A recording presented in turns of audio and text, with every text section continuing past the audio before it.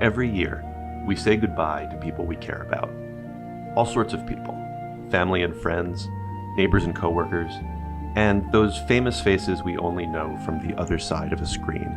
At Legacy.com, we pay tribute to all of them. I'm Steven Siegel, the senior editor at Legacy. And I'm Linnea Crowther, Legacy's senior obituary writer. Every day, we're reading and writing the life stories of those who've died. In 2019, Legacy published hundreds of breaking news obituaries. Join us now as we look back at the biggest headline stories of the people who shaped our world, who we said goodbye to over the past year. Christophe St. John was one of the most beloved stars of the soap opera world. He played Neil Winters on The Young and the Restless for 28 years, from 1991 until his unexpected death from heart disease in February, at the age of 52. Over the course of his performance, he became one of the longest-running African-American characters in television history, and he won Emmy Awards and NAACP Image Awards for his work. Even soap opera fans who didn't watch The Young and the Restless remember Christophe St. John as a good TV friend. Teen dramas were the bookends to Luke Perry's acting career. Beverly Hills 90210 made him a heartthrob as he played bad boy Dylan McKay. 90s teens debated who was cuter, Dylan or Brandon, and they had strong opinions on whether Dylan should end up with Brenda or Kelly. A new generation of teens saw Perry as dad instead of hunk when he played Archie's father Fred on the CW's Riverdale starting in 2017. Young or old, all his fans were shocked when Luke Perry died of a stroke at 52. They called Doris Day America's sweetheart. She died in May at the age of 97, after devoting decades to animal welfare.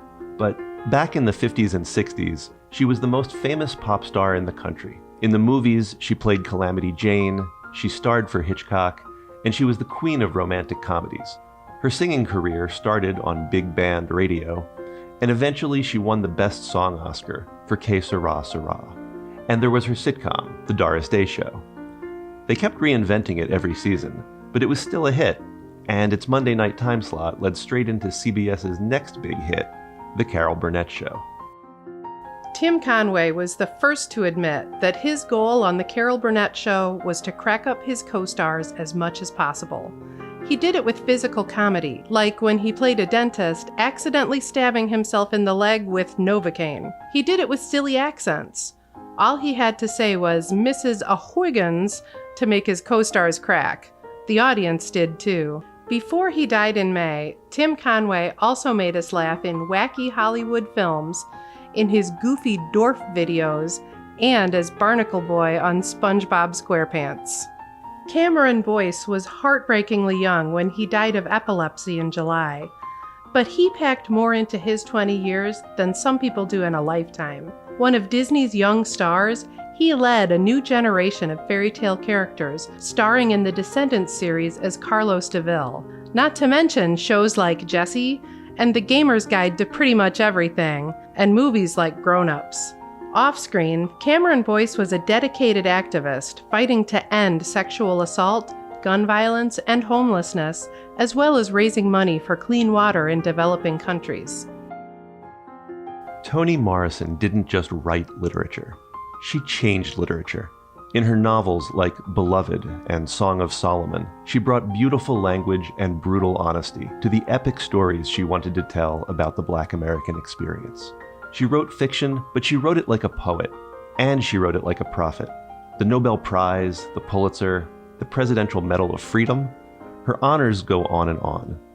But Toni Morrison's legacy is in the minds of the millions of readers who saw the whole world more clearly after they read her books. Ric Ocasek, who died in September, was the frontman for the Cars. They helped bring new wave music into the mainstream in the late 70s by writing songs that were super melodic, but also edgy and a little weird, like Good Times Roll and Just What I Needed. The Cars were some of the biggest stars of MTV at a time when MTV was at its absolute peak. Their 1984 video for You Might Think won MTV's first ever Video of the Year award.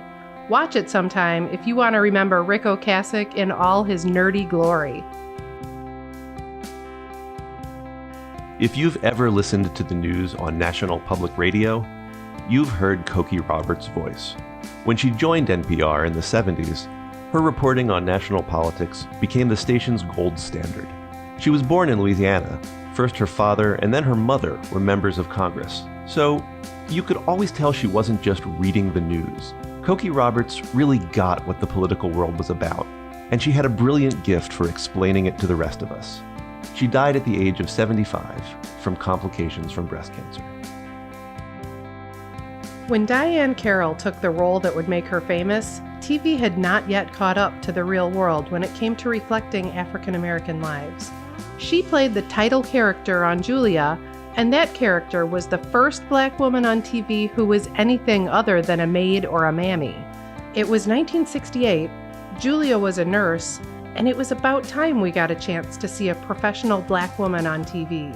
Later in her career, Carroll got to play a deliciously over-the-top diva on the nighttime soap Dynasty. Diahann Carroll died of breast cancer in October. Most people who knew his work didn't know his real name. But when Caroll Spinney died in December at the age of 85, there was an incredible outpouring of love for the man who played Big Bird. For almost 50 years since the public television show Sesame Street debuted in 1969, Spinney brought a childlike sense of wonder to the 8-foot-tall canary who helped kids make sense of the world. As if that wasn't enough, he also played Oscar the Grouch. Between these two iconic Muppets, Caroll Spinney helped raise 3 generations of American children with kindness, understanding, and love. So many remarkable life stories came to an end in 2019. Those first 10 are just the tip of the iceberg. Come along with us now as we celebrate the lives of the artists, athletes, world leaders, and more, whose deaths this year brought countless fans to leave memories and condolences at legacy.com.